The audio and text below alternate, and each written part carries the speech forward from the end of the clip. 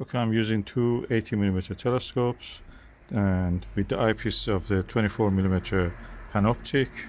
This is the SD80 Skywatcher, and this is the Skywatcher 72ED. So it's around yeah 8mm less. But let's just see how it is. And this is the widest angle possible eyepiece you can use. And I'm looking to see the Comet A3 Tsuchinshan-ATLAS.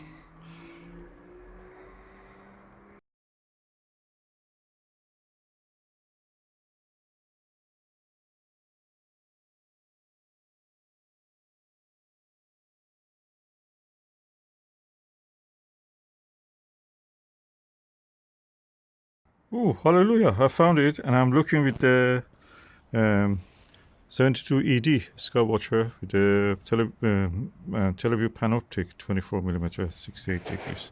Amazing.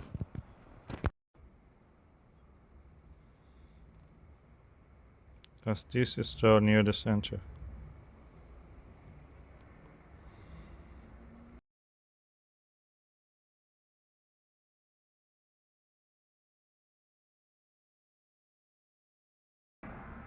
Okay, now let's try with the Skywatcher SD80.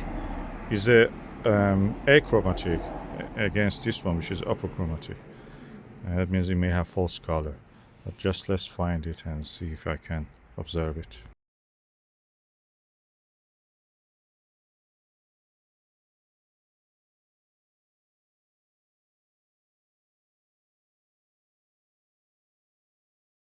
Okay, I photographed it now, and I can say that the image with this one is actually brighter. Surprising. 8mm bigger, and I feel that this is actually better. I tried to photograph it with a mobile phone camera, and the image, if it is not better, is equal to this, the image through this. So this, of course, 2-inch star diagonal, but the eyepiece is 1.25, and this is 1.25 and 1.25. So I'm a little bit surprised by that.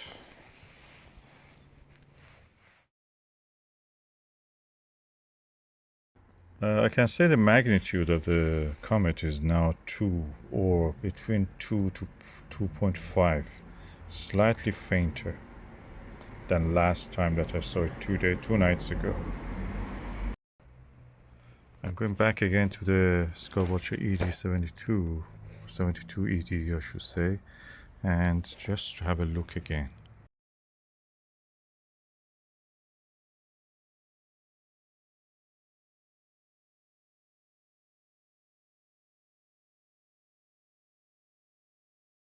Amazing, the tail of it, a photograph through this beautiful tail. Lovely. It's very similar to Comet Neowise, probably a little bit brighter at the moment.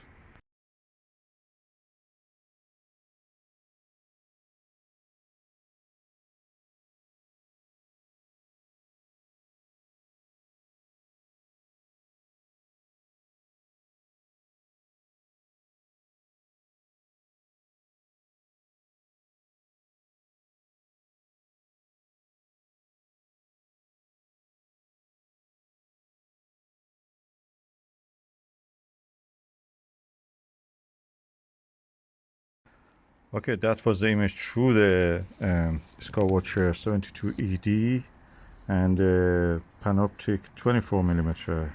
Let's just go back again to Skywatcher SD80 Achromatic.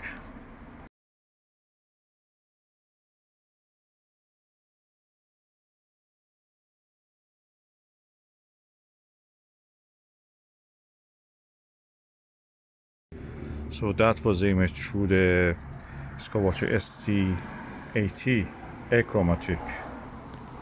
Very cheap telescope on a Dobsonian mount. Both of them are Dobsonian mounted. I have from other telescopes.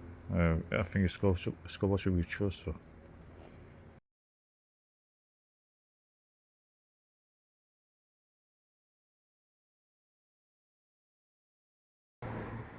Okay, after imaging the Comet A3 for multiple times, I can say the sky background in the 72ED is slightly darker than this. And the color in both of them, the Comet is kind of yellowish, creamy white color. Which one I prefer? I think I prefer this one. Although for the money, that's really cheaper with this one. Of course, Eyepiece is the same price, more than the telescope itself, if you can find it.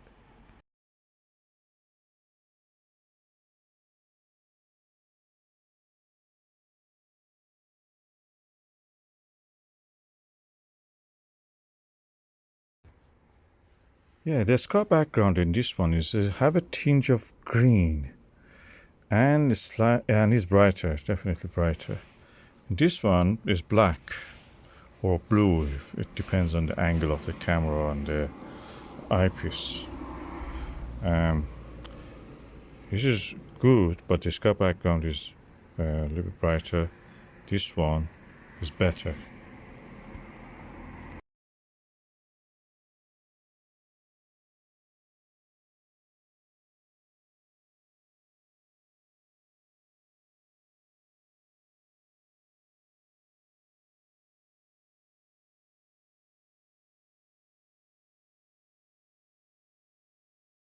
Okay, both of these telescopes give very similar views.